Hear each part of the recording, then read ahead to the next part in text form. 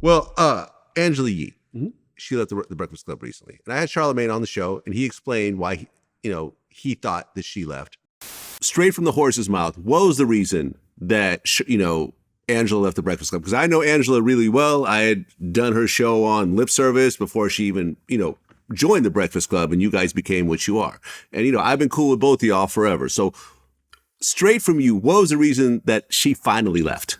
I think people wanted to be something salacious, but it's not. Like, she left Breakfast Club because she got the opportunity to do her own nationally syndicated show. Way Up with Angela Yee is a nationally syndicated show. It comes on, 10 a.m. to 2 p.m. right after the Breakfast Club.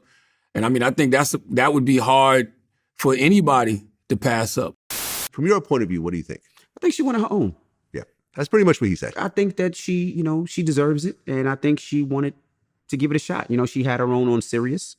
And she did well. And I think she wanted a situation when she wanted to blossom and do things that she wants to do with it. It's like anything else. When you're a team, you might not be able to get to do what you want to do at that particular time. But now she can do what she wants to do, talk about what she wants to talk about, have whatever guest she wants to do. And her show is doing great. So wish her the best of luck. After she left, she said a few things. She said she was the only female on staff. Charlamagne said that's not true. Is that true? That's not true. There was other females on staff. And if you ever go back to the comments and all that other stuff, there were other females on staff. And I think she cleared that up later on. But, there were 1,000,001, I wouldn't say 1,000,001 females, but just at the top of my head, there was Sasha, who was a producer. There was Taylor, who's a producer now.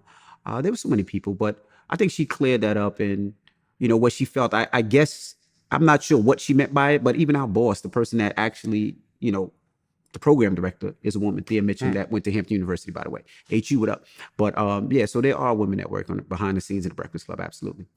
She talked about sometimes there was problems, on the show, as there are in any kind of situation. I've known Angela, forever. I used to go on her show on Sirius. I've been on Breakfast Club a bunch of times.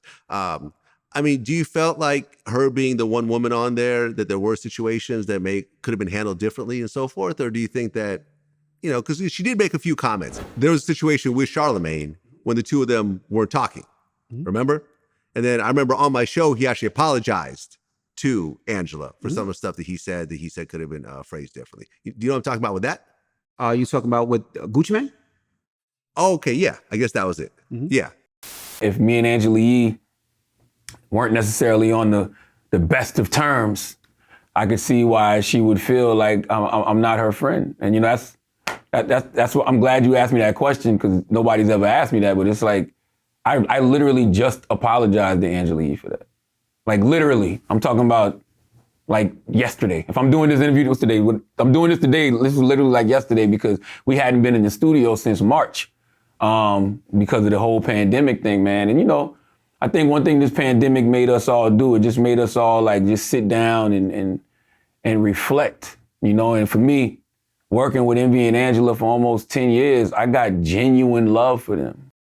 So what exactly was that about? You know what? I don't know. See, I look at it like this. In every situation, it's a team. And if one of my team members don't want to do something, I'm going to ride with the team. That's just who I am. Whether it's Charlamagne, whether it's Angela Yee, a lot of times I'm put in the middle, but I'm loyal like that. So in that situation, I think it was a huge misunderstanding between the both of them. And I think that's what usually happens when you don't get a chance to talk it out and talk things out. The sad thing about, I'm not gonna say the sad thing, the dope thing about the Breakfast Club is we all started together. We all knew each other together. And I think when we all started growing separately, and we didn't necessarily keep things cohesive. And I think if they would have had a conversation, I don't think it would have went as crazy as it was. And I think at that time, maybe the press jumped in between them. But I think that they apologized to each other, or he apologized to her, and they squashed it out. But I still think that what Angela Yee wanted is what she got. And that's her own show. And I think it's dope. I think she deserves it. I think Angela Yee's a powerful person. She's a powerhouse in this industry. And I think the things that she does is dope. So if that's what she wanted, I'm happy for her. In terms of the current lineup, after she left, you guys started rotating different guests. And Jess Hilarious seems like she's the one that's kind of sticking around more than others. Do you expect her to be part of the show in the future? I love Jess Hilarious. I think she's dope. I think she's one of the ones that stuck. And when I mean stuck, like fit right in, can crack a joke on myself or Charlamagne, are not scared to do an interview. And there's a couple of others that really, really stuck. Now, just a matter of if she wants to do it. I mean, because Jess is doing a lot of things. Jess is on tour every weekend. Jess is killing it out there. You see her on TV. But she is definitely one of the ones that I would love to have in that seat.